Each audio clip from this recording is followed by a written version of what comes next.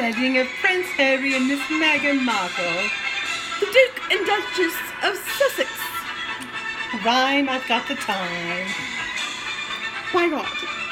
We're going to start by turning off our music because we know you want to hear our commentary. We'll start with our lovely fascinators in celebration of Miss Markle's California upbringing.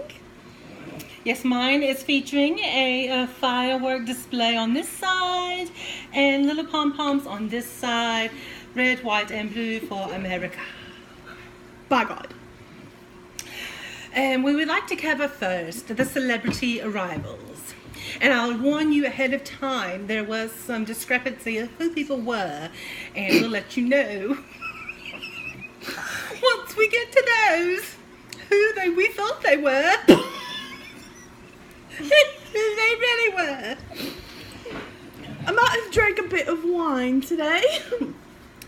We'll start with the fashion. I would like to say that the grand theme of it all was florals, pinks, and a god-awful yellow. The worst representation was Amal Clooney, why was she sitting up front? Why did Amal Clooney get a bird's eye view while Posh and Bex were in the back? I thought she quite looked like a bottle of mustard myself. She probably smelled like one too. Don't like her. Anyway, she wasn't one of the first people to arrive, thank God. The first one we have was Queen Oprah. And who better to represent the United States of America than Oprah? Let's look at a picture here, love. She strode in wearing a lovely blush color, a lovely hat with a flower on the side. And who did we spy behind her in the background? We were like, oh, Oprah, lovely, here comes Oprah. And who was behind her? I'm clutching my pearls because he's so handsome. Idris Elba. Oh. He deserved a photo all his own. He was dashing, that young Brit. Can we talk about Oprah for a moment? Sure, let's talk. I didn't quite understand how big her bosoms were till today. She was rather on display, and I noticed that the other people were quite concerned that she was wearing her sunglasses inside. The Brits did seem a bit perturbed by that. I'm not sure if she took them off because she sat behind us, so who cares? But honestly, she's Oprah. She's the queen of the States. If she wants to wear her sunglasses inside the bloody chapel, so be it. That's what we said too. You know, Oprah's fine and all, so we'll let her do it. She is a billionaire after all. Who was that? Pippa. Oh yes, the Middletons rolled in next. That's the next ones we cared about. And we saw the lovely Middletons, the mother in green, and the daughter Pippa, pregnant, also in green with the theme of the day, floral. Debbie, I don't think you were supposed to reveal that Pippa's pregnant. I think it's still a secret. Did someone tell me that and not to tell? I think that was after our first or second bottle of wine. We'll cut that out. Sorry. Can we just talk about the perfection that is the Middleton family?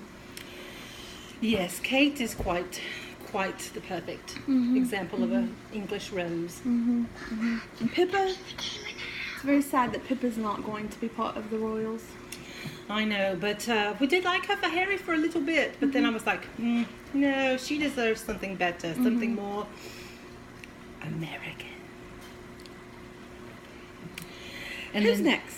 The next we rolled up, speaking of mustard, Amal Clooney. And did she think she was going to her own wedding? Let me just ask this. What did Amal Clooney and George Clooney do to deserve to sit on the front freaking row?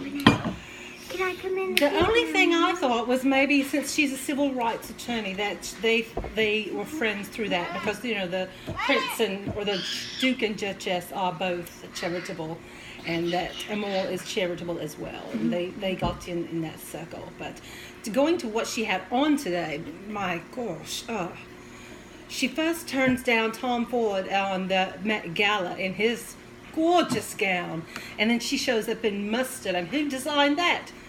Heinz.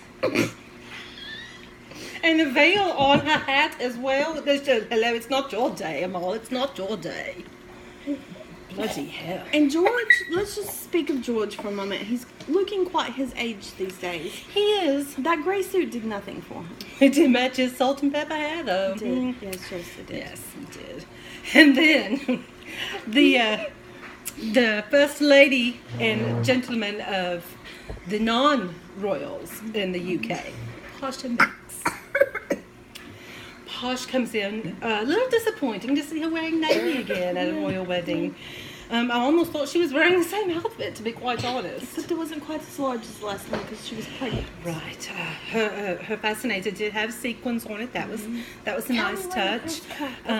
David was wearing the traditional morning suit. That was, I think, the first one I saw. Is there anything more perfect on this planet than David Beckham in a morning suit? David Beckham out of a morning suit. I think we should cheers to that. David Beckham. And the next one. Oh, here's where our little accident came in. So, Debbie and Cristal like to drink, in case you didn't know that. We may have had a few cocktails before the ceremony today. Maybe. We know it was at 7 o'clock American time. But as we were in England, it was lunchtime. We decided it's 5 o'clock somewhere. I'm a bit ashamed of this one. I do love a good Pitbull song. I'll kill